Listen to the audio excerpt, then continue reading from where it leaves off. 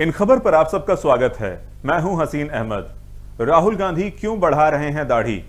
आइए जानते हैं सवाल का जवाब। राहुल गांधी का जन्म भारत के सबसे ताकतवर नेहरू गांधी परिवार में हुआ, जहां उनके नाना जवाहरलाल नेहरू आजाद हिंदुस्तान के सबसे पहले प्रधानमंत्री थे।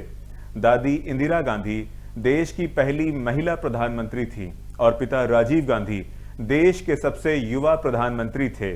लगभग 60 सालों तक देश की दिशा और दशा तय करने वाली कांग्रेस पार्टी की बागडोर हमेशा इसी परिवार के पास रही।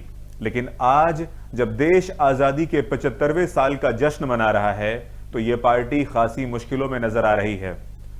इस समय नेहरू गांधी परिवार और कांग्रेस पार्टी अपनी सियासी ताकत खो चुकी है और सिर्फ 2 राज्यों में सरकार चला रही है। इस पार्टी के सामने अब अपने अस्तित्व को बचाने का संकट खड़ा हो गया है।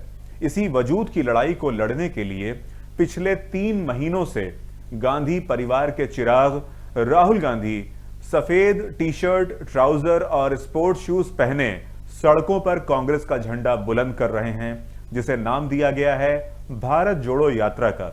एक ऐसा परिवार जिसने आपको इतने ज्यादा प्रधानमंत्री दिए, वो परिवार आम तो नहीं हो सकता। लगभग 6 दशकों तक देश की दशा और दिशा तय करने वाले गांधी परिवार आज राजनीति में हाशिए पर आकर खड़ा है।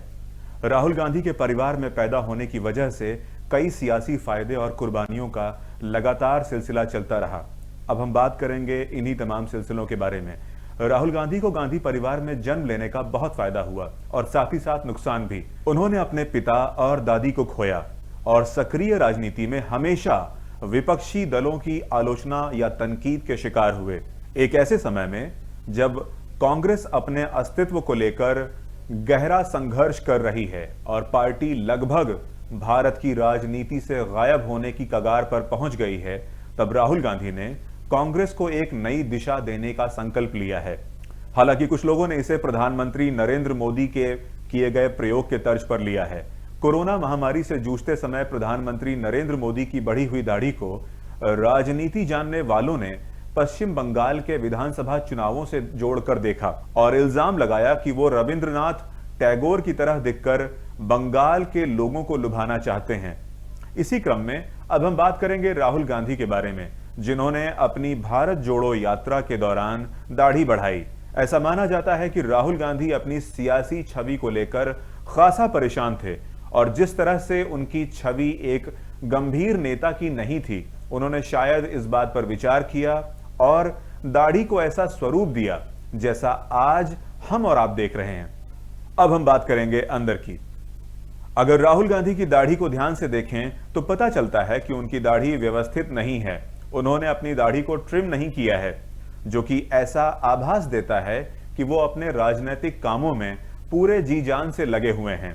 इस बात का फायदा उनको काफी हद तक मिला भी है। कई पत्रकार और राजनीति के जानकार लोग राहुल गांधी को एक मजबूत नेता के तौर पर अब देखने लगे हैं। भारत जोड़ो यात्रा और उनकी बेतरतीब बढ़ी दाढ़ी ने लोगों को एक नए किस्म के राहुल गांधी को जानने और समझने का मौका दिया है।